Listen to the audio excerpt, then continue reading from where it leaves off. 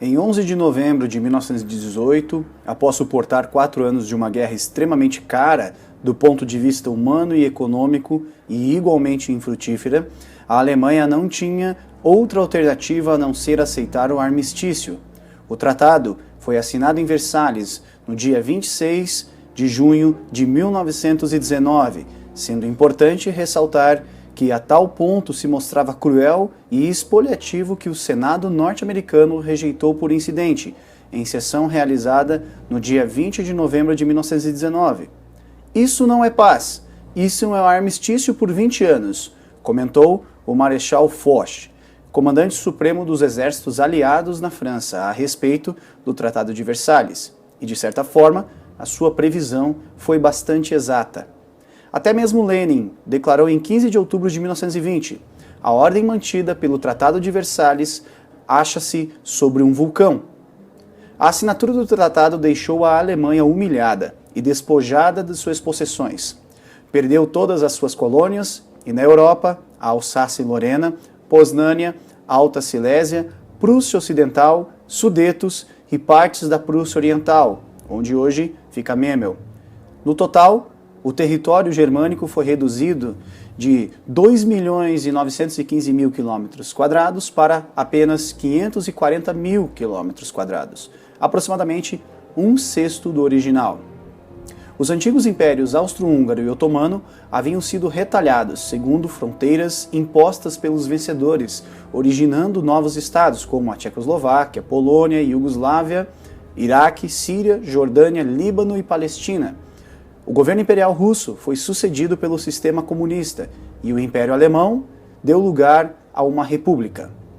Deve-se também observar o fato de que a Polônia, que há poucos meses antes havia sido recriada, também foi beneficiada com 3 importantes áreas de terras, a Alta Silésia, a Posnânia e a Prússia Ocidental, todas densamente povoadas por cidadãos de origem germânica.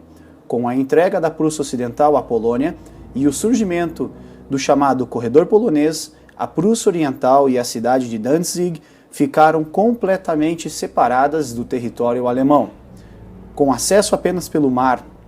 Isto, obviamente, causou vários incidentes de fronteira, além de contribuir para a discriminação da minoria de origem germânica que estava sob controle dos polacos.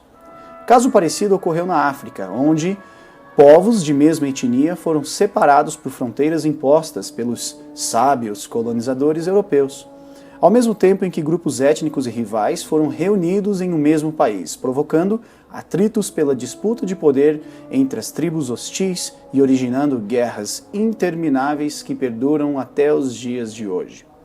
Fora isso, os exércitos dos Estados Unidos, França e Inglaterra ocuparam a região do Reno e do Ruhr, limitando rigorosamente o tamanho das forças armadas alemãs e obrigaram o país a pagar altíssimas indenizações pela guerra, cerca de 6 bilhões de libras esterlinas, que logo provocaram o colapso de sua economia, fazendo surgir a hiperinflação e o desemprego em massa. Em novembro de 1923, a proporção era de $1 americano para 4.210.500 bilhões de marcos alemães. O valor do marco havia caído tão drasticamente que para uma dona de casa alemã era mais econômico acender o fogão com dinheiro do que usá-lo para comprar lenha. 2 dias após o assinado do Tratado de Versalhes, um próprio deputado francês denunciou que haviam sido criados motivos suficientes para uma nova guerra. É por isso que a grande maioria dos historiadores consideram o período que vai de 1919 a 1938, o período entre guerras, como um simples armistício, e a Primeira e Segunda Guerra Mundial como sendo 2 fases de um mesmo conflito.